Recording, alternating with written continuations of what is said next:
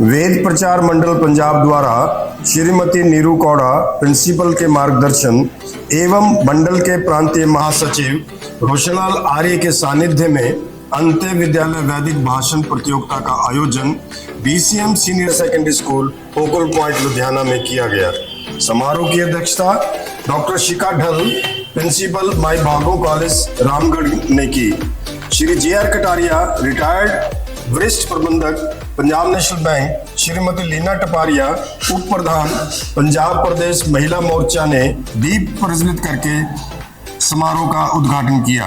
उन्होंने ड्रा निकालकर और प्रतियोगियों को बैज प्रदान करके प्रतियोगिता का आरंभ कराया। इस प्रतियोगिता में 21 विद्यालयों के छात्रों ने भाग लिया। प्रतियोगियों ने वैदिक संस्कृति के अतिरिक्त वर्तमान में विभिन्न समस्याओं से संबंधित विषयों पर अपने वक्तव्य दिए।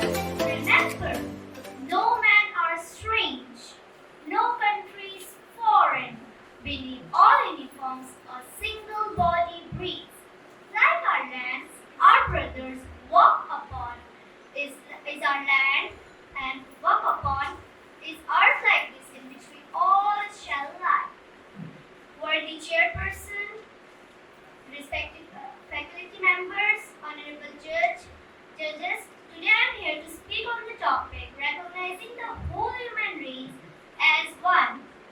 Across cultures, continents and creeds, humanity shares a common thread, yet each individual is unique.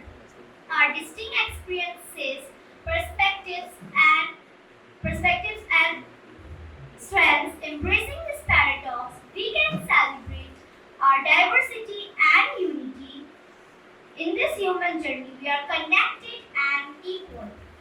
Recognizing the whole human race as one is a profound concept that resonates deeply in the Indian ethos.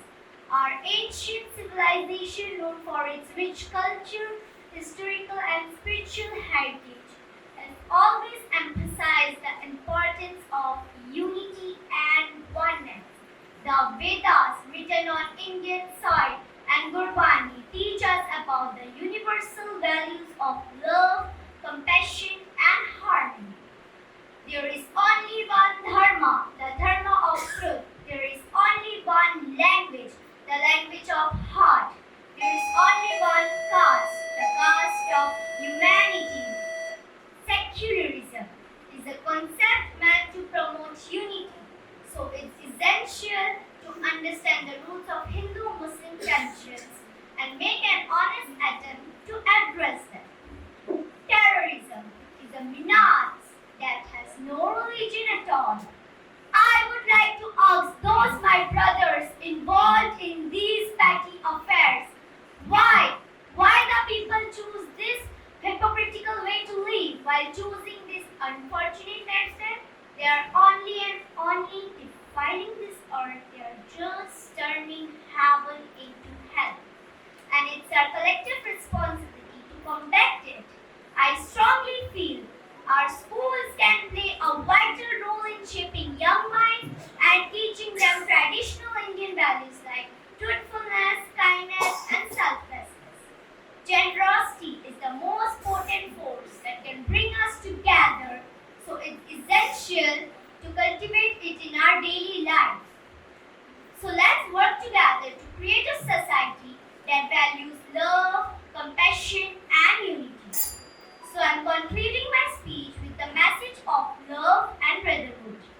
Love is what we look for all our life, a strong feeling which we can't hide. It is the most potent force of which pure heart is a source. Thank you and have a nice day. स्थान है जो स्थान है नारी के माथे पे बिंदी का, जो स्थान है नारी के माथे पे बिंदी का, वही स्थान है भाषाओं में हिंदी का, भाषाओं में हिंदी का। शुभ प्रभात आदरणीय महोदय, यहाँ पर उपस्थित निर्णायकगण, शिक्षकगण और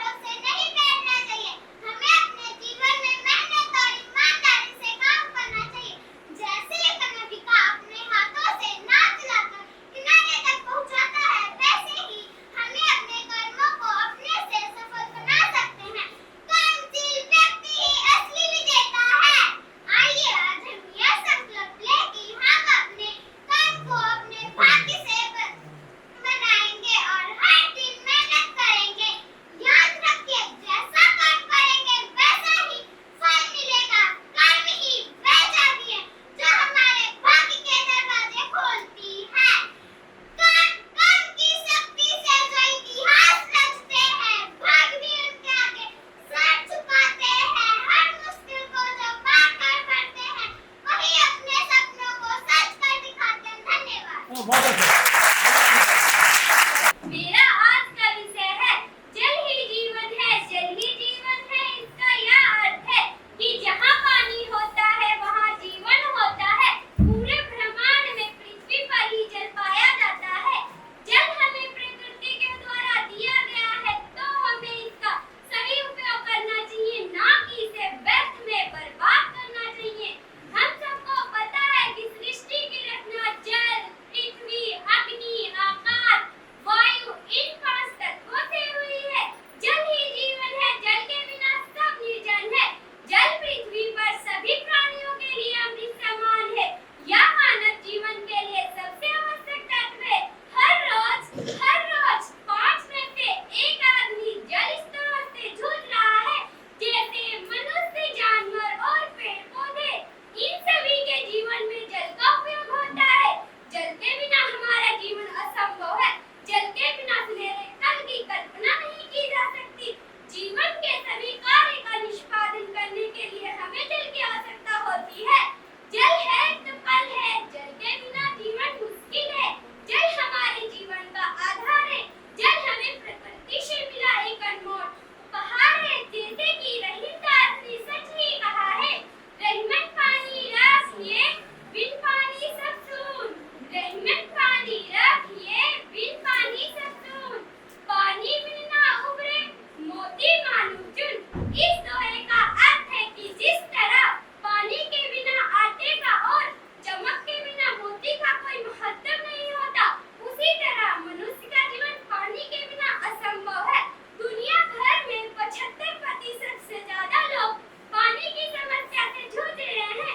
इंसान ही नहीं बल्कि पेड़ पौधे और जानवर भी इस समस्या का सामना कर रहे हैं।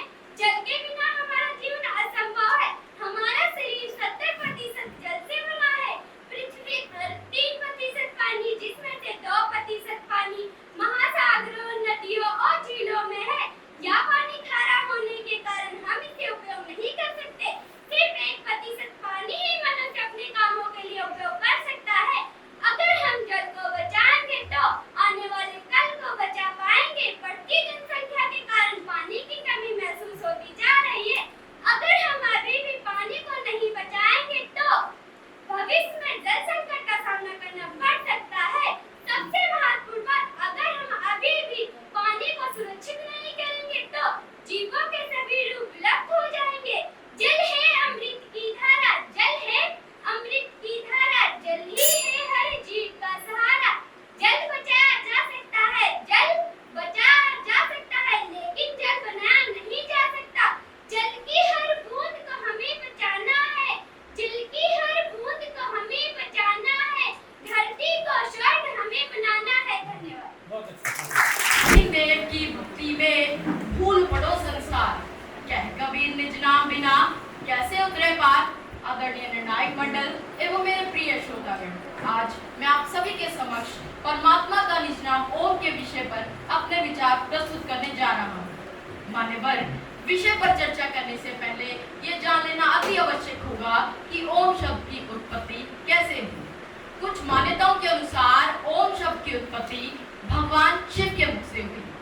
ऋग्वेद और यजुर्वेद जैसे वेदों और कई उपनिषदों में ओम शब्द का जिक्र होता है। मंडूक उपनिषद में कहा गया है कि संसार में भूत, भविष्य और वर्तमान काल में एवं इनसे भी परे जो हमेशा हर जगह मौजूद है वो ओम है। यानी ओम इस ब्रह्मांड में हमेशा से था, है और रहेगा। और मान्यवर, मैं बड़े ही गर्व से कहता हूँ कि मैं भारतवासी हूँ। वेदों की धरती पर वेदांत अनुरागी हूँ। ये धरा पूजनीय है जहाँ पवित्र नामों की मस्ती है। पूरे विश्व को शिक्षित करने वाली हमारी अलग हस्ती है। अब अगर मैं ओम शब्द की व्याख्या करूं तो ये 3 अक्षर से मिलकर बना है, अ, उ और म। अ से अकार, उ से उकार और म से मकार। अकार का सृष्टि को आकार देने वाला, उकार का सृष्टि का पालन करने वाला और मकार का सृष्टि का सर्वनाश करने वाला। या फिर ऐसे कहूं कि ओम परम ब्रह्म परमात्मा का साक्षात स्वरूप है, जिसे जपने के केवल और केवल लाभ हैं।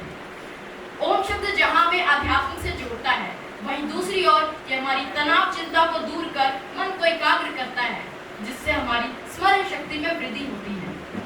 स्वामी तुलसीदास जी श्री रामचरितमानस में नाम जप का वर्णन करते हुए लिखते हैं, कलयुग एक नाम अधारा सुमिर सुमिर नर उतरे पार।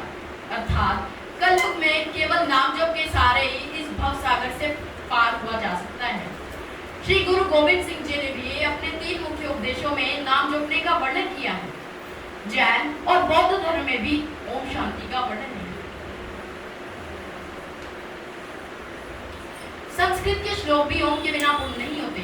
ओम नमः शिवाय, ओम नमः भगवते वासुदेवाय। इसके अलावा आरती की शुरुआत भी ओम से ही की जाती है। ओम जय जगदीश हरे, ओम जय शिव ओमकारा।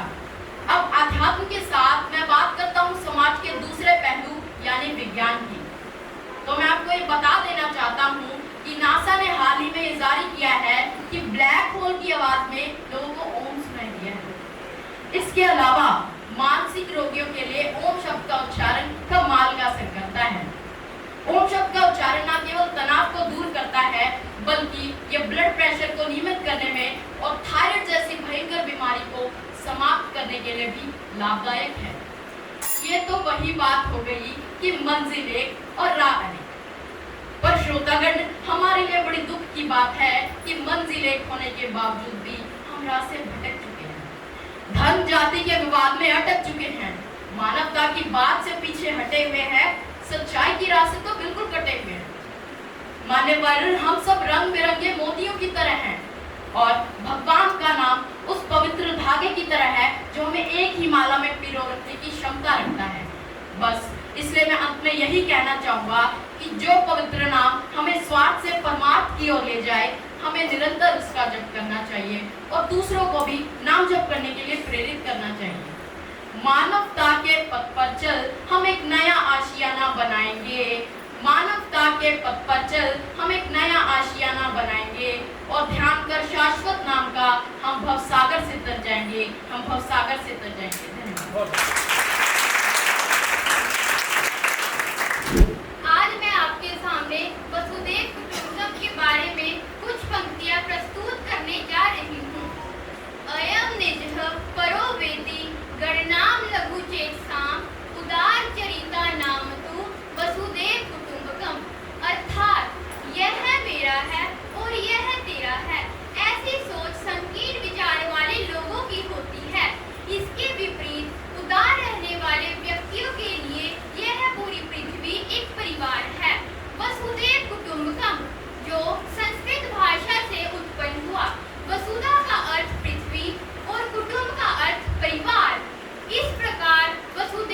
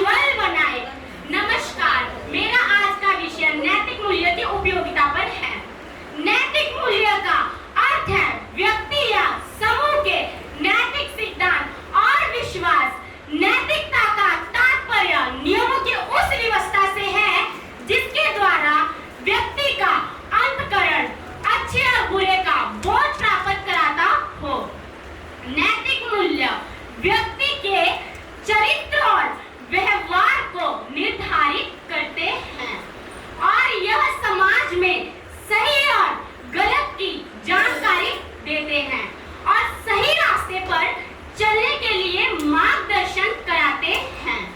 इसकी शिक्षा बच्चों में बहुत आवश्यक है और नैतिक मूल्य मनुष्य के लिए बहुत आवश्यक माना जाता है।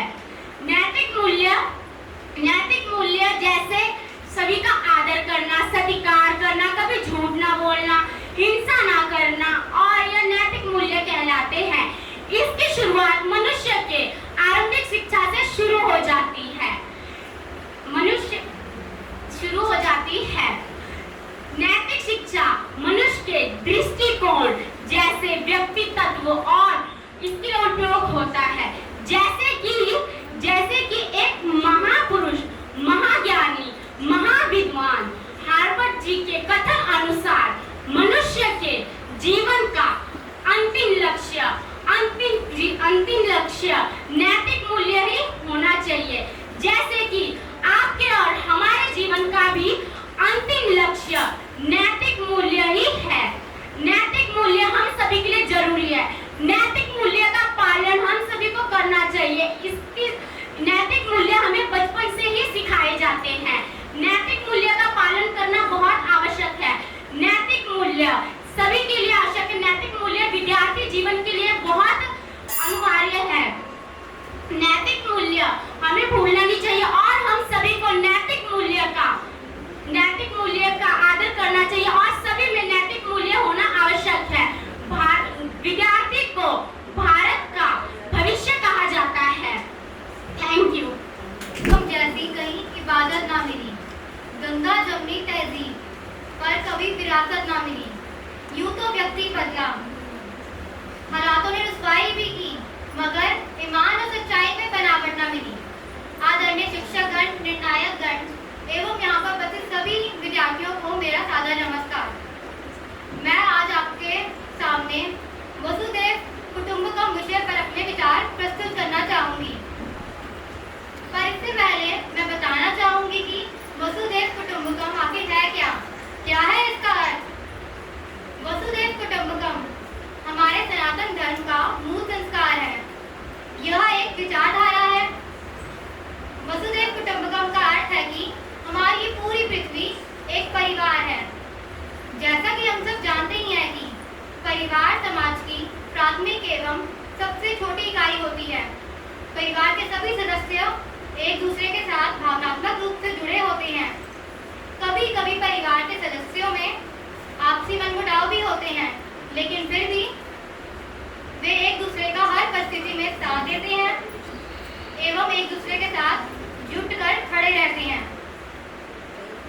अगर हमें परिवार के इस रूप को वैश्विक स्तर पर निर्मित करना है तो हमें परिवार के हर सदस्य का सम्मान करना होगा और संसार के सभी देशों को अपने परिवार के सदस्य की तरह समझना होगा।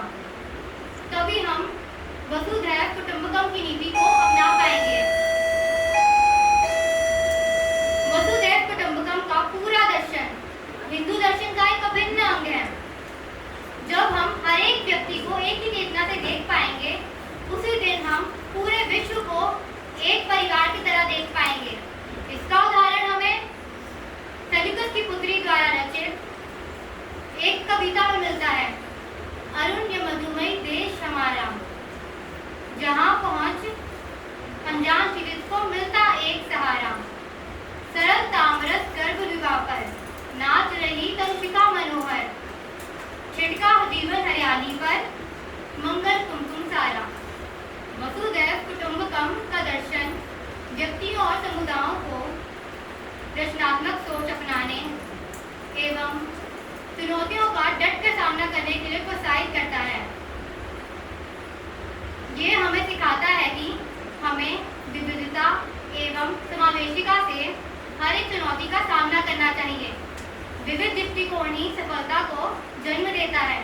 परंतु आजकल मानव केवल परिवार और राष्ट्र के बारे में ही सोचता है। उसकी प्राथमिकता परिवार पर शुरू हो देश पर खत्म हो जाती है। शायद यही कारण है कि राष्ट्रवाद आज इतना ज्यादा हावी हो रहा है। के लिए हमें वसुधैव कुटुंबकम की नीति को अपनाना होगा। वसुधैव कुटुंबकम की नीति भारतवर्ष के नवीन ऋषि मुनियों द्वारा दी गई थी, जिसका उद्देश्य था पृथ्वी पर मानव का विकास और मानवता के लिए हमें इस नीति को हमेशा अपने ध्यान में रखकर ही चलना होगा।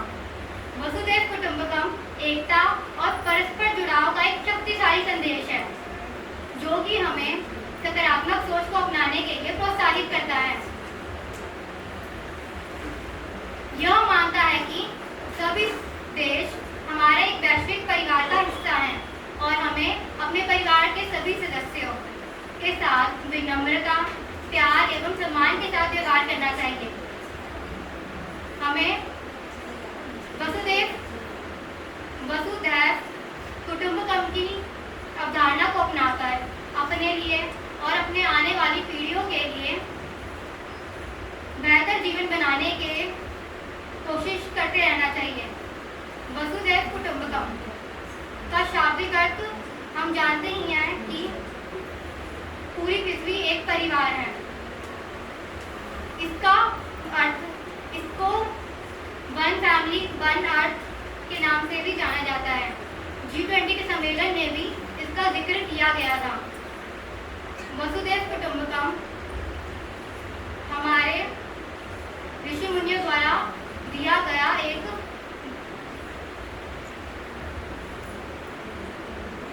एक ऐसी नीति है जिसका मानवता के विकास के लिए बहुत ज्यादा महत्वपूर्ण योगदान है। हम सभी देशों का उद्देश्य आखिरकार है तो विकास ही, और हमारे देशों के विकास के लिए वसुधैव कुटुंबकम की नीति को अपनाना बहुत ही आवश्यक है। धन्यवाद। जन का है यही संदेश, नशा मुक्त को अपना दे। नमस्कार जी हाँ, जैसे कि आप इस पंक्ति से समझ ही गए होंगे कि आप मेरा यहाँ बोलने का विषय है। हम सबका हो एक सपना, नशामयी तो समाज अपना। पश्चिमी संस्कृति वाले देशों का अनुसरण करते हुए जिससे कि आज हमारे देश में युवाओं का नशे की तरफ रुझान बढ़ रहा है, वह वाकई में एक गंभीर चिंता का विषय है। वह युवा जिसे हम अपने देश की शक्ति मानते हैं, जिसे हम अपने देश को भविष्य मानते हैं, उसे नशे की पीढ़ी ने ऐसे जकड़ लिया है जैसे शिकार लिया अपने शिकार को। एक ऐसी बुराई है जिससे उसका मूल जीवन मौत की आगोश में चला जाता है एवं उसका परिवार बिखर जाता है। वह युवा नशे को अपनी शान समझते हैं। वह शराब, गुटखा, तंबाकू, बीड़ी, सिगरेट का नशा करते हैं। उनकी पार्टी नशे के बगैर अधूरी है। नशा मुक्ति अभियान की शुरुआत 15 अगस्त 2020 में की गई थी। नशे के बढ़ते प्रदूषण को देखते हुए जिससे नशे पर प्रतिबंध लग सके, हमारे भारत देश में शराब और सिगरेट के बेचने से करोड़ों रुपए मिलते हैं। कई जगह पर लोगों को जागरूक करके नशा छोड़ने की सलाह दी जाती है। नशा मुक्ति के लिए शिक्षा और जागरूकता कार्यक्रम किए जाने चाहिए। नशेबाजी के खिलाफ कठोर कानूनी कार्रवाई होनी चाहिए। अंत में मैं इन पंक्तियों के साथ अपने भाषण को विराम करना चाहता हूँ।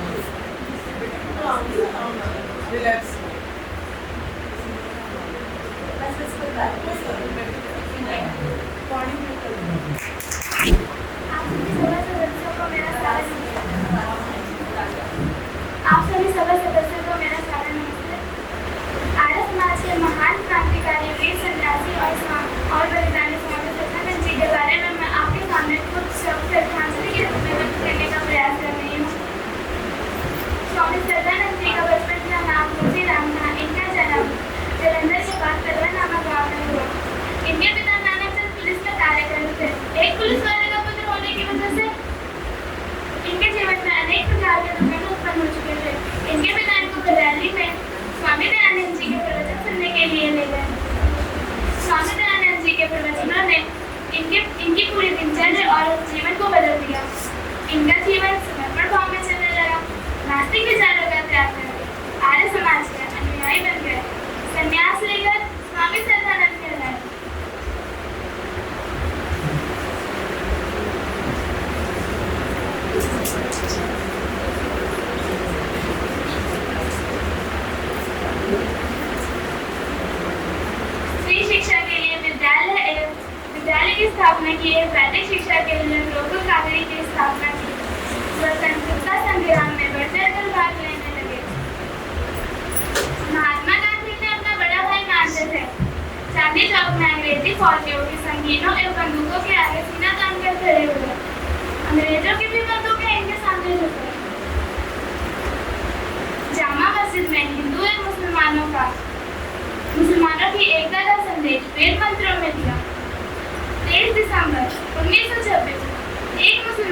आपको गोली मारकर शहीद कर।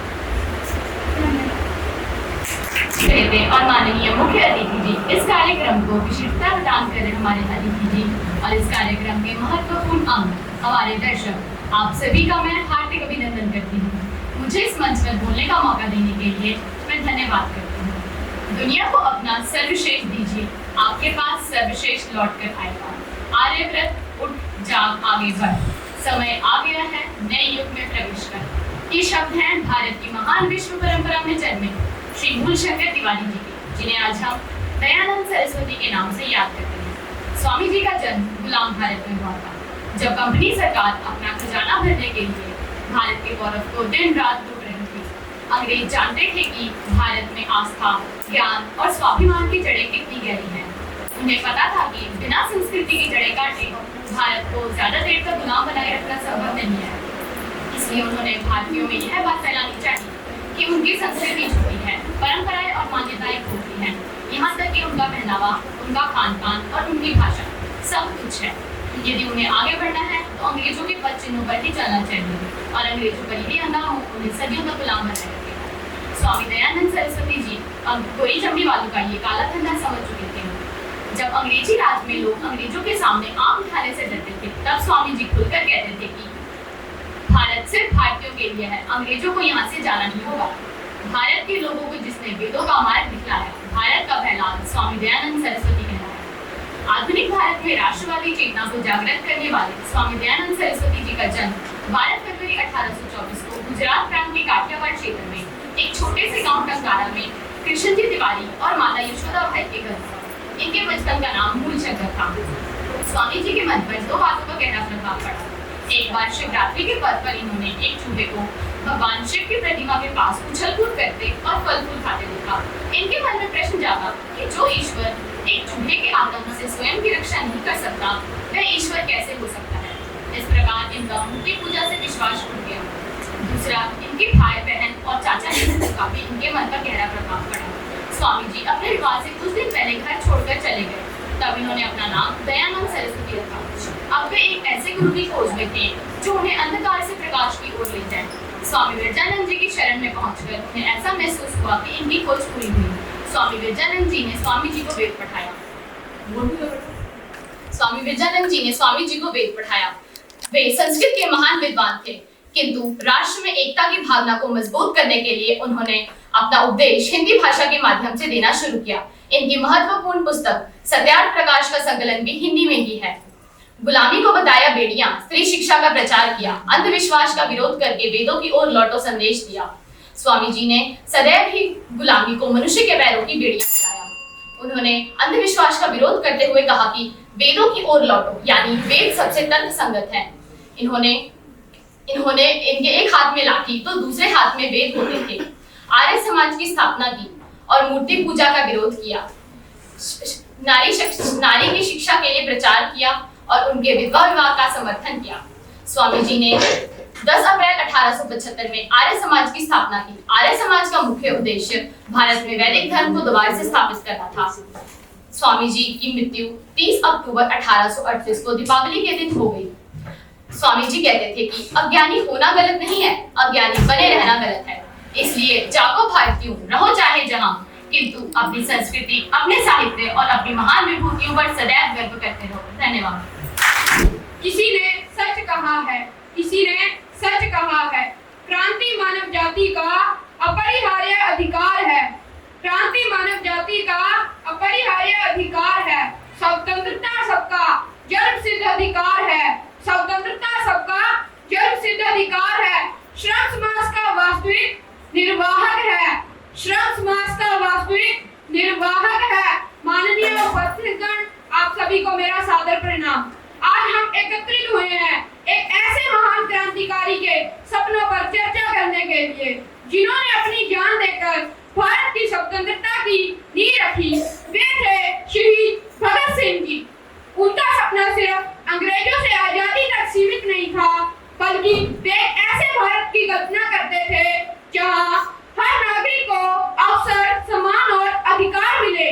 उनका कहना था कि अंग्रेज मुझे मार सकते हैं, अंग्रेज मुझे मार सकते हैं, लेकिन मेरे विचारों को नहीं मार सकते।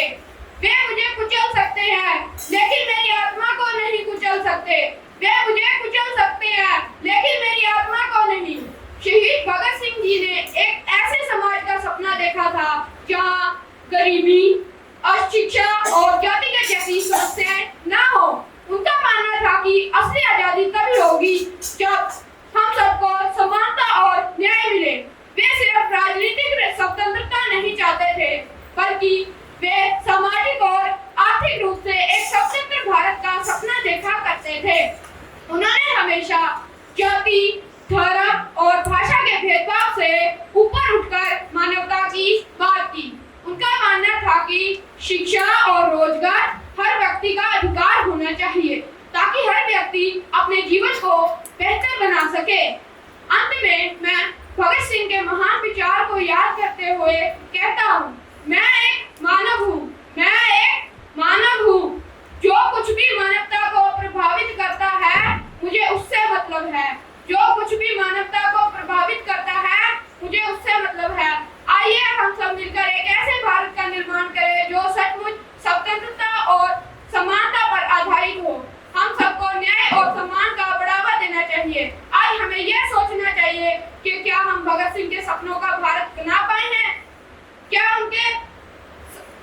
उनके मार्ग पर चलते हुए हमने न्याय संगत और समतामूलक समाज का निर्माण किया है? भ्रष्टाचार, असमानता और जातिगत जैसी समस्याएं आज भी सामने आती है। उनका सपना तभी साकार होगा जब हम सब मिलकर समानता और न्याय को बढ़ावा देंगे। उनका सपना उस तब साकार होगा जब स्वतंत्रता पर सारा देश आभारित रहेगा। धन्यवाद। जय हिंद। वंदे मातरम, वंदे मातरम। इंकलाब जिंदाबाद, इंकलाब जिंदाबाद, इंकलाब जिंदाबाद। अध्यापिका जी, अध्यापकगण एवं अतिथिगण, आप सभी को मेरा आदर सहित प्रणाम। इस भव्य समारोह में मैं आप सभी का स्वागत करती हूँ। मैं सेंट स्कूल की 7वीं कक्षा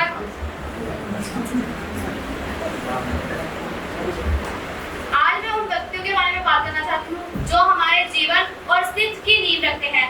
पहले है हमारे माता पिता, दूसरे हमारे शिक्षकगण। नमस्कार, मेरा आज का शीर्षक है माता पिता एवं शिक्षक का सम्मान। हमारे समाज में माता पिता और शिक्षक तीनों को विद्यार्थी के जीवन निर्माण में महत्वपूर्ण माना है। माँ बाप विद्यार्थी का पालन पोषण करते हैं, तो शिक्षक उसे भौतिक, आत्मिक, चरित्र गुणों के विकास प्रकट करते हैं। वास्तव में गुरु हमें जीवन की राह पर चलना सिखाते हैं। वे हमें अच्छे बुरे की समझ देते हैं। उनकी सीख जिंदगी भर हमारे साथ रहकर हमें एक अच्छा इंसान बनाने में हमारी मदद करते हैं। इसी तरह माता पिता भी भगवान की ओर से कीमती उपहार है जो जीवन के हर चरण में हमारे समर्थ रहते हैं। शिक्षक हमारे जीवन के मार्गदर्शन होते हैं। शिक्षक वह दीपक है जो अज्ञानता का अंधकार दूर कर ज्ञान का प्रकाश फैलाते हैं।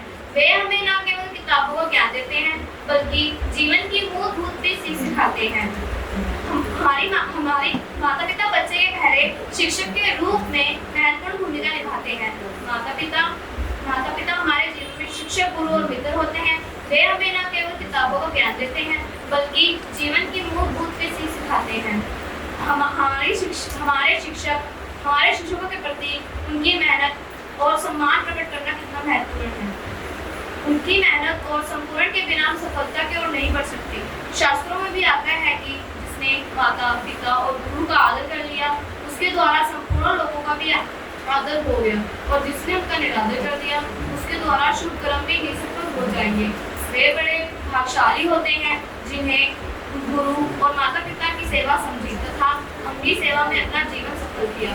हमारी माता हमारे साथ भी होती है, हमें प्यार भी देती है और हमारे लिए थोड़ी सी सहायक भी होती है। और इसी तरह हमारे पिता भी हमारे लिए थोड़े से सख्त जरूर होते हैं, लेकिन वह हमारे आने वाले भविष्य के लिए सहायक होते हैं। मेरा नमन है हर शिक्षक को, मेरा नमन है हर शिक्षक को।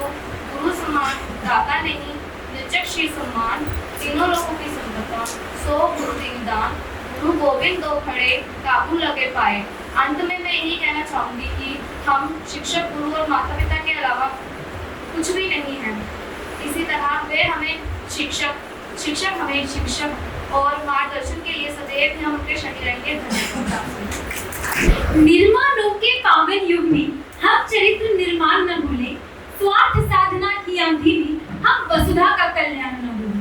माना अगम आगत सिंधु है, संघर्षों का पार नहीं, किंतु डूबना मझधार व्यवहारों में साहस को स्वीकार नहीं है। यहाँ उपस्थित आदरणीय अध्यापकों एवं श्रोतागणों को मेरा सुप्रभात। मैं आज आप सभी के समक्ष जीवन में नैतिक मूल्य की उपयोगिता का विवरण करने जा रही हूँ। सर्वप्रथम नैतिक मूल्य दो शब्दों से बना हुआ है, नैतिक और मूल्य। जहाँ नैतिकता का अर्थ है क्या सही है और मूल्य का अर्थ है क्या महत्वपूर्ण है। इस प्रकार ऐसे मूल्य जो हमारा मार्गदर्शन करते हैं कि हमारा व्यवहार किस प्रकार का होना चाहिए, वे नैतिक मूल्य की श्रेणी में आते हैं। नैतिक मूल्य वे सिद्धांत होते हैं जिससे हम अपने व्यक्तित्व का निर्माण करते हैं और इससे हम अपने और दूसरों के जीवन में सुख समृद्धि को बढ़ावा देते हैं। नैतिक मूल्य की उपयोगिता का पता हम इस श्लोक से लगा सकते हैं। यशे न विद्या न तपो न दान, ज्ञानम न शीलम न गुणो न धर्म, ते मृत्यु लोक भुवि भारभूषा मनुष्य रूपेण मृगा सृजन्ति। अर्थात जिस व्यक्ति के पास विद्या, ज्ञान, धर्म, शील एवं गुण नहीं, उसका जीवन इस मृत्यु लोक पे हिरण के समान है। हिरण जिसका मन सर्वाधिक चंचल होता है और वो बिना किसी अर्थ के अपना जीवन इधर उधर भागकर व्यतीत करता है, उसी प्रकार मनुष्य का जीवन भी हो जाता है। अब प्रश्न ये है कि जीवन में नैतिक मूल्य की आवश्यकता ही क्यों है? तो इससे मनुष्य के अंदर नव चेतना का संचार होता है। एक मनुष्य अपने समस्त जीवन में सर्वाधिक उच्च शिक्षा क्यों न प्राप्त कर ले, किंतु वह समस्त शिक्षा निरर्थक है यदि उसके अंदर नैतिकता नहीं। नैतिक मूल्य की पालना का आरंभ हमें बाल्यकाल से कर देना चाहिए, क्योंकि बाल्यकाल ऐसी अवस्था होती है जहाँ मनुष्य की सीखने की शक्ति सर्वाधिक होती है। नैतिक मूल्य है मनुष्य के आधार स्तंभ, सही पथ पर जीवन यात्रा करे आरंभ। यदि हम अपने जीवन में नैतिक मूल्यों को अपनाना चाहते हैं तो इसका सर्वश्रेष्ठ चित्र उदाहरण हमारे घर में विराजमान देवी देवताओं से लिया जा सकता है। उदाहरण स्वरूप श्री बालाजी के समान विनम्रता, भगवान शिव के समान ध्यान, भगवान सूर्य देव के समान अनुशासन, भगवान कृष्ण के समान निष्काम कर्म योगी, भगवान विष्णु के समान उदार एवं शील इत्यादि। हमारे देश के महान अनुभवों में से एक डॉक्टर सर्वपल्ली राधाकृष्णन के अनुसार नैतिकता एक उपहार है जिसके आधार पर हमारा सामाजिक, बौद्धिक एवं आध्यात्मिक रूप से विकास होता है तथा इसका प्रभाव हमारे क्रियाकलापों पर भी पड़ता है। अब हमारे जीवन में नैतिक मूल्य की उपयोगिता कुछ इस प्रकार से है। सर्वप्रथम इससे व्यक्ति के व्यक्तित्व का निर्माण होता है। द्वितीय इससे दूसरों के प्रति हमारा विश्वास और सम्मान की भावना विकसित होती है। तृतीय इससे राष्ट्र का निर्माण एवं ये देश की प्रगति में एक महत्वपूर्ण भूमिका निभाता है। इससे सामाजिक समरसता बढ़ता है एवं संस्कृति और धर्म की संरक्षण होती है। इसके अतिरिक्त संवेदनशीलता, सहानुभूति और मनु पुराणों के अनुसार मनुष्य का सर्वश्रेष्ठ गुण अर्थात क्षमा याचना भी इसी से विकसित होता है। सच्चाई की राह पर चले, दया का दीप जलाए, नैतिकता से जीवन में खुशियों का फूल खिलाए, सम्मान और प्रेम से हर दिल को जोड़े प्यार, नैतिक मूल्य की छाप में सजता है सारा संसार। अतः नैतिक मूल्य उन कर्तव्यों की आंतरिक भावना का सम्मिलित रूप है जिसके आधार पर हम सत्य असत्य, अच्छा बुरा, उचित अनुचित का निर्णय लेते हैं तथा इसकी उपयोगिता को लाभ उठाकर अपने जीवन के उच्च शिखर पर पहुंचते हैं। अतः मैं अपने वाक्य को विराम अटल बिहारी वाजपेयी जी की इन अद्भुत पंक्तियों से देती हूँ कि आविष्कार की कृतियों में यदि मानव का प्यार नहीं है, कि आविष्कार की कृतियों में यदि मानव का प्यार नहीं है, सृजनहीन विज्ञान व्यर्थ है, प्राणी का उपकार नहीं है। भौतिकता के उत्थानों में जीवन का उत्थान न भूले, स्वार्थ साधना की आंधी में हम वसुधा का कल्याण न भूले। धन्यवाद। यहाँ उपस्थित सभी लोगों को सुप्रभात। मैं आयुषी मानसिक स्वास्थ्य विषय पर एक प्रस्तुति देने के लिए यहाँ पर उपस्थित हूँ। जिस प्रकार स्वस्थ शरीर में स्वस्थ मन निवास करता है, उसी प्रकार स्वस्थ मस्तिष्क से ही हमारा स्वास्थ्य ठीक रहता है। यह दोनों ही एक दूसरे के पूरक हैं। हमें एक अच्छा और निरोगी जीवन जीने के लिए सारे शारीरिक स्वास्थ्य के साथ साथ मानसिक स्वास्थ्य का भी ख्याल रखना होगा, क्योंकि अगर हम अपने मानसिक स्वास्थ्य का ख्याल नहीं रखेंगे तो हम अपना जीवन कभी भी खुशी से और तनाव मुक्त नहीं जी पाएंगे। इसलिए सभी लोगों में मानसिक स्वास्थ्य के बारे में जागरूकता फैलाने के लिए हर साल पूरी दुनिया में 10 अक्टूबर के दिन मानसिक स्वास्थ्य दिवस मनाया जाता है। अब प्रश्न यह है कि मानसिक स्वास्थ्य होता क्या है? मानसिक स्वास्थ्य हमारे सोचने, महसूस करने और कार्य करने के तरीके को प्रभावित करता है। यह मानसिक स्वास्थ्य जीवन के हर चरण में महत्वपूर्ण होता है। बचपन और किशोरावस्था से लेकर बुढ़ापे तक दुनिया में मानसिक तनाव के कई कारण हैं। पारिवारिक मतभेद, सांस्कृतिक मतभेद, सामाजिक मतभेद आदि। जिस व्यक्ति का मानसिक स्वास्थ्य ठीक रहता है वह अन्य व्यक्ति की तुलना में हर कार्य को अच्छे से करता है। वह बहुत ही मेहनती और आत्मविश्वासी होता है। वह मुसीबतों का सामना अच्छे से करता है।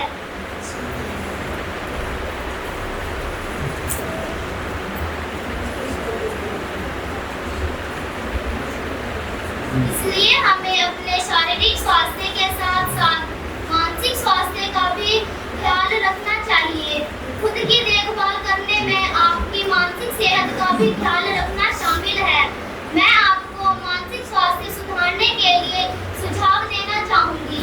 सुझाव यह है कि हमें नियमित रूप से व्यायाम करना चाहिए और शारीरिक व्यायाम दिमाग को तरोताजा करता है, शरीर को स्वस्थ भी रखता है।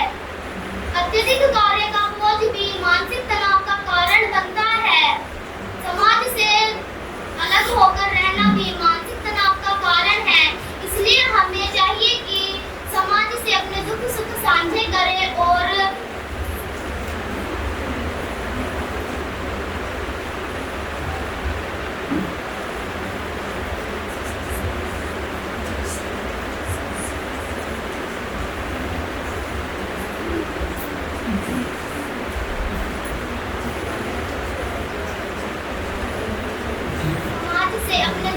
साझे करें और मानसिक तनाव से ग्रसित मनुष्य के साथ प्रेम पूर्वक व्यवहार करें। जो भूत यानी बीते समय के बारे में ज्यादा सोचता है और भविष्य यानी आने वाले समय के बारे में ज्यादा सोचता है वह भी मानसिक तनाव से ग्रसित हो जाता है। इसलिए मनुष्य को चाहिए कि वह जो चल रहा है उसी के बारे में सोचे। अत्यधिक कार्य का बोझ भी मानसिक तनाव का कारण है। आजकल बच्चों पर पढ़ाई का बोझ इतना ज्यादा है कि खेलने का समय ही नहीं मिलता। बच्चे केवल किताबी कीड़ा बनकर रह गए हैं। घर के बाहर खेलने का बच्चों के पास समय ही नहीं मिलता। इसलिए अंत में मैं यही कहना चाहूंगी कि हमें अपने शारीरिक स्वास्थ्य के साथ साथ मानसिक स्वास्थ्य का भी ख्याल रखना चाहिए। धन्यवाद। कुछ काम करो, जग में रहकर कुछ नाम करो। यह जन्म हुआ कि दर्द हो, समझो जिसमें यह व्यर्थ न हो। कुछ तो उपयुक्त करो तन को, न हो न निराश करो मन को। नमस्कार, मैं सभी का अभिनंदन करती हूँ। आज के मानव जीवन को संग्राम की संख्या से नवाजा गया है। इस जीवन संग्राम में उसे कभी सुख मिलता है तो कभी दुख। सुख मन में आशा एवं प्रसन्नता का संचार करते हैं तो दुख से निराशा एवं शोक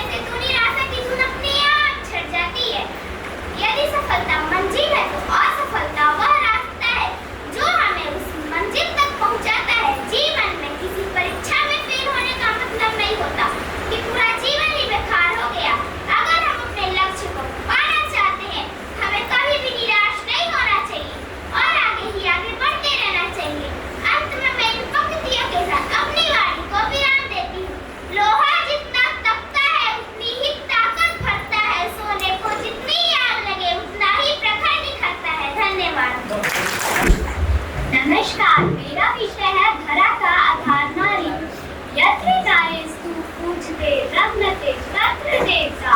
जहाँ नारी की पूजा की जाती है अर्थात आदर सत्कार होता है, वहाँ देवता निवास किया करते हैं।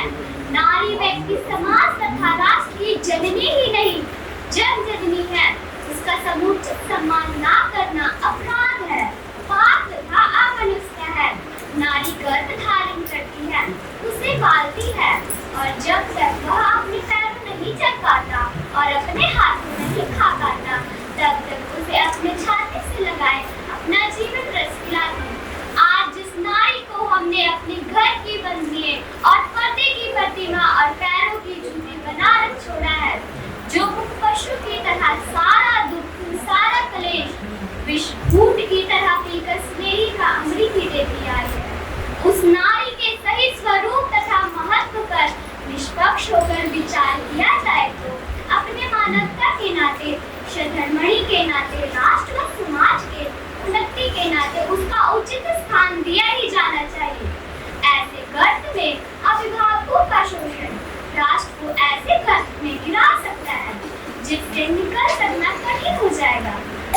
कल्याण तथा बुद्धिमत्ता इसी में है कि समय रहते चेत उठा लेना चाहिए और अपनी इस गुण को सुधार ही लिया जाए। नारी का सबसे बड़ा महत्व उसके जननी पद में निहित है। यदि जननी नहीं होती तो कहाँ से सृष्टि का संप्रदान होता? यदि जननी नहीं होती तो कहाँ से राष्ट्र और समाज की रचना होती? यदि माँ न होती तो वह कौन सी शक्ति है जो संसार की अनिति तथा अत्याचारों को मिटाने के लिए सुरवीरों को धरती पर उतारे? यदि माता न होती तो वे बड़े बड़े वैज्ञानिक, प्रचंड, पंडित, महात्मा एवं महापुरुष किसकी गोद में खेल खेल कर धरती पर प्राप्त करते हैं। नारी अपने से अधिक संतान की रक्षा एवं सुख सुविधा में निरत रहती है। वह खुद तो गीले में सोती और शिशु को सूखे में सुलाती है। साफ सुथरा रखने में अपनी सूझ बूझ भूले रहती है। ऐसी दयामयी नारी का कारण तथा उपेक्षा से झुकाया जाता है। इससे बड़ी शर्म की बात और क्या हो सकती है।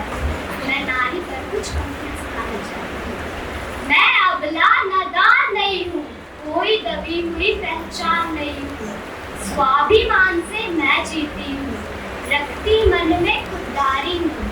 मैं जन्मदायिनी नारी हूँ, पुरुष प्रधान समाज में मैंने अपना लोहा मनवाया है। जो काम पुरुष करते आए हैं मैंने भी कर दिखलाया है। भूत भविष्य वर्तमान हूँ मैं, पुरुषों पर भारी हूँ मैं जन्मदायिनी नारी हूँ। मुझसे है संसार बना, मैं जग को जलाने वाली हूँ। जो कभी बुझी न हो बुझेगी वो आशा की चिंगारी हूँ। मैं जन्मदायिनी नारी हूँ। धन्यवाद। माँ नहीं वो पिता नहीं, मेरे गुरु आदर्श कहलाते हैं। जब भी मुश्किल में पड़ जाऊं सारा हल वो बताते हैं। जीवन में है घोर अंधकार, गुरु बिना ना होता बेड़ा पार। सारे गुरुओं को मेरा शत शत प्रणाम। यहाँ पे उपस्थित सभी मेहमानों को मेरा नमस्कार। हमारे समाज में माता पिता तथा शिक्षक तीनों को बालक के जीवन निर्माण में महत्वपूर्ण माना गया है। माँ बाप उसका पालन पोषण सर्वदन करते हैं तो शिक्षक उसके बौद्धिक, आत्मिक, चरित्रिक गुणों का विकास करते हैं, उसे जीवन और संसार की शिक्षा देते हैं। इसलिए हमारे जीवन में शिक्षक का दूसरा स्थान और कोई नहीं ले सकता। अपने गुरु की इज्जत किया करो जिस तरह अपने माँ बाप की करते हो, क्योंकि माँ बाप जितना प्यार करते हैं, डांटते हैं, उतना हक गुरु का भी है। माता पिता तथा शिक्षक दोनों ही बच्चों के जीवन में अहम भूमिका निभाते हैं। माता पिता बच्चों के सबसे पहले शिक्षक होते हैं। हमें हमेशा अपने माता पिता तथा शिक्षक का सम्मान करना चाहिए। हमारा जीवन माता पिता की देन है। माता पिता भगवान द्वारा भेजा गया एक अनमोल तोहफा है। हमें हमेशा उनके साथ और आशीर्वाद की जरूरत होती है। वहीं शिक्षक बच्चों को जीवन जीने की कला सिखाते हैं और उन्हें सही मार्ग पर चलने के लिए प्रेरित करते हैं। माता पिता तथा शिक्षक के बीच विश्वास और आपसी समझ बच्चों के खुशहाल विकास का आधार है। हमारा भी फर्ज है कि हम अपने माता पिता तथा शिक्षक की आज्ञा का पालन करें। जिस तरह माता पिता हमारी जिंदगी में अहम स्थान रखते हैं, उसी तरह शिक्षक भी एक महत्वपूर्ण स्थान रखते हैं। बच्चों को देश का भविष्य कहा जाता है। इस भविष्य को सुधारने की जिम्मेवारी एक शिक्षक की होती है, जो उसे एक अच्छा नागरिक बना सके। पर आजकल के बच्चों में अपने माता पिता तथा शिक्षक के प्रति रवैया बदलता जा रहा है। बच्चों को जरूरत से ज्यादा मिली आजादी और माता पिता द्वारा बच्चों को समय न दे पाना है। इसका मुख्य कारण है कुछ ऐसे भी अध्यापक हैं जो बच्चों के साथ गलत रवैया रखते हैं, जिस कारण बच्चों का भी उनके प्रति सम्मान कम हो रहा है। अंत में हम कह सकते हैं कि माता पिता तथा शिक्षक हमारी जिंदगी को सही मार्ग दिखा रहे हैं। अभिभावक व शिक्षक का दायित्व होता है कि वे इन कच्ची मीठी रूपी बच्चों को भारतीय संस्कृति व अनुशासन की आंच में तपाकर एक ऐसा पात्र बनाए जो न सिर्फ अपने गुरु व परिवार का बल्कि पूरे देश का नाम रोशन कर सके। शिक्षक सामाजिक बदलाव की एक मजबूत कड़ी है। उनके बदौलत ही एक बेहतर समाज की स्थापना हो सकती है। इसी उपलक्ष्य में कविता की कुछ पंक्तियां मैं बोलना चाहती हूँ। उन माँ बाप के ऊपर क्या लिखूं मैं जिसने मुझे लिखना सिखाया, कि उन माँ बाप के ऊपर क्या लिखूं मैं जिसने मुझे लिखना सिखाया। उस गुरु के लिए क्या लिखूं मैं जिसने मुझे कामयाब बनाया। उस गुरु के लिए क्या लिखूं मैं जिसने मुझे कामयाब बनाया। वो गुरु हो जब मेरे माँ बाप हो, जब शिक्षक ही क्यों ना हो। सच कहूँ तो दोनों ने मुझे सही रास्ता दिखाया। धन्यवाद। हिम्मत से जो बढ़ता जाए वो हर मंजिल पा जाता है। राहें चाहे जैसी भी हो वो सबको पार कर जाता है। इसी के साथ यहाँ पर उपस्थित आदरणीय निर्णायकगण एवं विवेकशील सभी अतिथियों को मेरा सादर नमस्कार। करके कर्म है मानव तू, करके कर्म है मानव तू, पीछे क्यों पछताता है। जो जैसा कर्म करता है वो वैसा ही तो फल पाता है। जी हाँ, जैसे कि उपरोक्त पंक्तियों के माध्यम से आप ये समझ ही गए होंगे कि मेरा आज का बोलने का विषय है कर्म से ही भाग्य बनता है। आप में से उपस्थित अत्यधिक लोगों को यह बात पहले से शायद पता हो कि भगवान श्री कृष्ण जी ने महाभारत युद्ध से पहले अर्जुन को गीता का उपदेश दिया था। मैं ये बात क्यों बता रही हूँ? क्योंकि इस उपदेश में उन्होंने कहा था कि मनुष्य को फल की इच्छा छोड़कर केवल अपने कर्म पर ध्यान देना चाहिए, क्योंकि वह जैसा कर्म करेगा फल उसे उसी के अनुरूप मिलेगा। कर्म, कर्म से ही भाग्य बनता है। लेकिन कर्म है क्या? कर्म क्या ये कोई वस्तु है? कर्म क्या ये कोई आभूषण है? कर्म क्या ये कोई मानव है? क्या ये कोई दानव है? कर्म कर्म कर्म कर्म आखिर है क्या? कर्म कर्म कर्म यानी कर्म भूमि पर प्रत्येक व्यक्ति द्वारा किया गया प्रत्येक कार्य कर्म कहलाता है। इस कर्म के माध्यम से ही व्यक्तियों को उनकी योनियां भी प्राप्त होती हैं। अब कर्म वह अच्छा भी हो सकता है और बुरा भी। किसी की मदद करना, किसी की सहायता करना, किसी की निंदा करना, किसी से बुरा व्यवहार करना, मेहनत करना, ये सभी के सभी हमारे कर्म हैं। आज के दौर में प्रत्येक व्यक्ति के पास अनेक घटनाएं होती हैं, उनके साथ अनेक घटनाएं घटित होती हैं, वे बहुत सी परिस्थितियां उनके जीवन में आती हैं। तो आप में से भी उपस्थित सभी के मन में कभी न कभी ये बात जरूर आई होगी कि हमारे साथ तो जो भी हो रहा है वो तो हमारे भाग्य का ही है। लेकिन लेकिन लेकिन क्या वाकई आज हम अपने भाग्य के गुलाम हैं, या हम अपने कर्म के माध्यम से इन्हें बदल सकते हैं? जी हाँ, कर्म के माध्यम से इन्हें बिल्कुल बदला जा सकता है। हमारा भविष्य हमारे वर्तमान में किए गए कर्मों पर ही निर्धारित होता है और भाग्य ये उनका परिणाम होते हैं। सीता के रखवाले राम थे, सीता के रखवाले राम थे, जब हरण हुआ तब कोई नहीं। दशरथ के 4 दुलारे थे, जब प्राण गए तब कोई नहीं। के द्रौपदी के 5 पांडव थे, लेकिन जब चिरहरण हुआ तब कोई नहीं। रावण भी शक्तिशाली था, जब लंका जले तब कोई नहीं। श्री कृष्ण सुदर्शनधारी थे, जब तीर लगा तब कोई नहीं। और तो और अभिमन्यु भी राज दुलारे थे, लेकिन जब चक्रव्यूह में फंसे तब कोई नहीं। अर्थात सच्चाई तो यह है कि किसी भी मनुष्य का इस संसार में उसका कोई भी अपना नहीं है। लिखा लेख जो कर्म ने, उसके आगे कोई भी नहीं है। सिर्फ कर्म ही है जो हमारे साथ हैं और अंत तक हमारे साथ चलते हैं। अंत में मैं बस इतना ही कहना चाहती हूँ कि आज भी हमारे पास बहुत से ऐसे उदाहरण मौजूद हैं जिन्होंने महापुरुषों के उदाहरण जिन्होंने अपने कर्मों से अपने भाग्य को बदला। मतलब आज के दौर में एपीजे अब्दुल कलाम जी, डॉक्टर बी.आर. अम्बेडकर जी जिन्होंने भारत का संविधान ही रच डाला, उन्हें भला कौन नहीं जानता। ये भी उनके कर्म ही है कि आज बच्चा बच्चा उनके बारे में पढ़ता है, समझता है और हम सभी उनसे प्रेरणा लेते हैं। श्री कृष्ण जी कहते हैं कि बस कर्म तुम्हारा कल होगा, और अगर कर्म सच्चाई है तो वो कर्म कहाँ निष्फल होगा। हर एक संकट का हल होगा, वो आज नहीं तो कल होगा, वो आज नहीं तो कल होगा। धन्यवाद। नैतिक मूल्य आन है, यह मनुष्यता की पहचान है। नैतिक मूल्य अपनाए, जीवन को बेहतर बनाए। नैतिकता को शुरू करा, समाज को अच्छा बनाओ। नैतिक मूल्य है सबकी शान, यही रखेगा हमारा मान। नमस्कार, मेरा आज का विषय है जीवन में नैतिक मूल्य की उपयोगिता। जीवन में नैतिक मूल्य जरूर होना चाहिए। कहा जाता है कि नैतिक मूल्य के बिना मनुष्य तथा पशु में कोई भेद नहीं होता। नैतिक मूल्य का पालन करके व्यक्ति ईमानदार, सहानुभूति और जिम्मेदारी जैसे सकारात्मक गुण विकसित कर सकता है। नैतिक मूल्य हमें दयालु होना, दूसरों के प्रति सम्मान दिखाना, जिम्मेदारी होना, दूसरों की मदद करना, सभी के साथ सम्मान व्यवहार करना, उदारता, सत्यनिष्ठा जैसे अच्छे गुण व्यक्ति को बेहतर इंसान बनाने में मदद करता है। अच्छे संस्कारों से व्यक्ति विनम्र और भरोसेमंद बनता है। नैतिकता का हमारे जीवन में बहुत बड़ा स्थान है। जगह जगह यह सुनने और देखने को मिल जाता है कि अब नैतिकता बची ही कहाँ है। बिना नैतिकता के घर, परिवार, गांव, शहर, यहाँ तक कि देशों की भी कल्पना नहीं की जा सकती। पहले मनुष्य जंगलों में रहते थे, सामाजिक विकास ना के बराबर था। एक छोटा सा कबीला होता था, किंतु उसमें भी नैतिकता रहती थी। उस कबीले में भी कोई ना कोई नियम, कायदे और कानून होता था।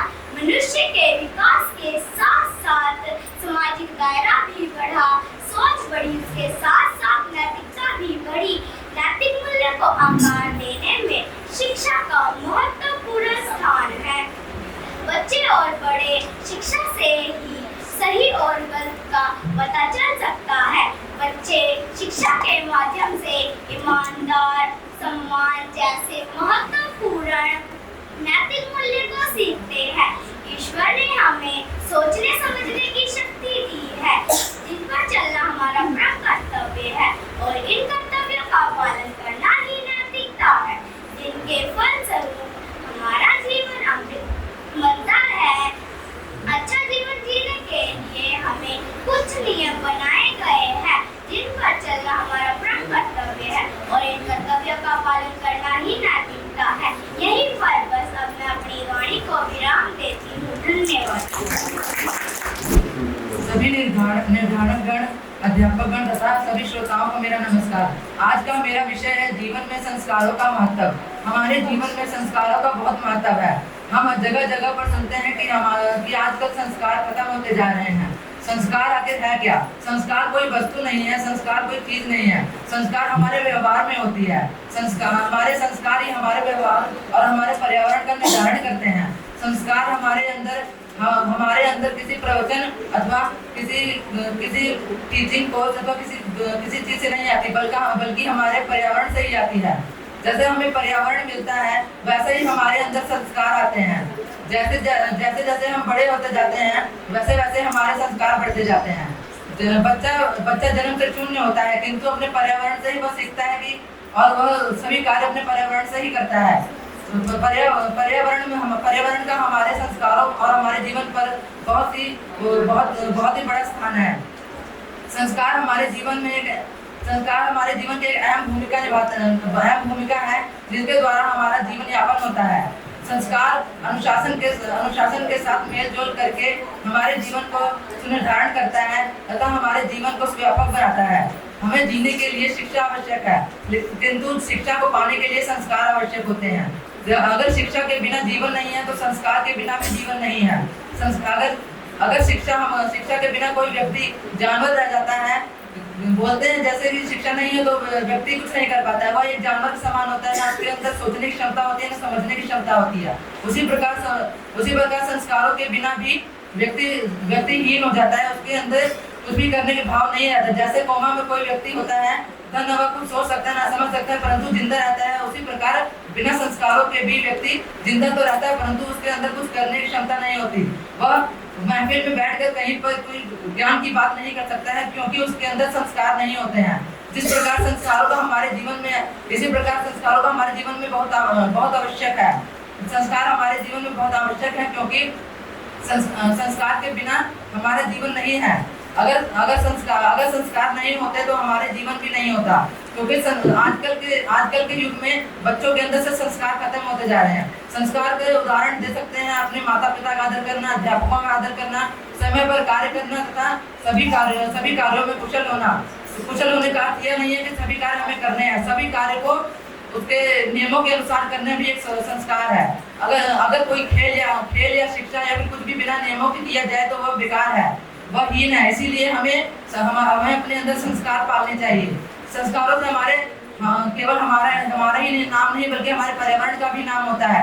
शिक्षा द्वारा बच्चा अपना नाम करता है, ऊंचा उठता है, परंतु संस्कारों द्वारा उसके माता पिता, उसके शिक्षकगण तथा उसका पालन पोषण कैसा हुआ है वह यह भी व्यक्त होता है। इसके द्वारा उसके संस्कृति तथा उसके पर्यावरण का भी सुनिश्चित किया जाता है। जिस प्रकार आजकल के बच्चों में संस्कार नहीं है, इसका यही कारण है कि बच्चे आजकल अपनी संस्कृति भूलते जा रहे हैं। हिंदू धर्म में सभी बच्चों को गीता, रामायण आदि पढ़ने की प्रेरणा दी जाती थी, परंतु आजकल ये सब घट होते जा रहे हैं। इसी कारण बच्चों के आचरण भी अच्छे नहीं हो रहे हैं। हमारे आचरण हमें सीखकर ही मिलते हैं, जो हम अपने आसपास अपने पर्यावरण में देखते हैं। हमने माता पिता, शिक्षकगण, अपने विद्यार्थियों, हमारा साथ किन मित्रों के साथ है, उसी को हमारा पर्यावरण कहा जाता है। इसी द्वारा हमारे संस्कारों का भी निर्माण होता है। इसीलिए मेरी आपसे यही अनुरोध है, अंत में मैं यही कहना चाहता हूँ कि हमें अपने संस्कार अच्छे रखने चाहिए तथा आप अपने कर्म करना चाहिए, क्योंकि कर्म हमारे संस्कारों से ही बनेंगे। अगर हमारे संस्कार अच्छे होंगे तो हमारे कर्म भी अच्छे होंगे, अगर हमारे संस्कार अच्छे नहीं हुए तो हमारा कर्म भी अच्छा नहीं होगा। इसीलिए अपने संस्कार अच्छे रखें। धन्यवाद।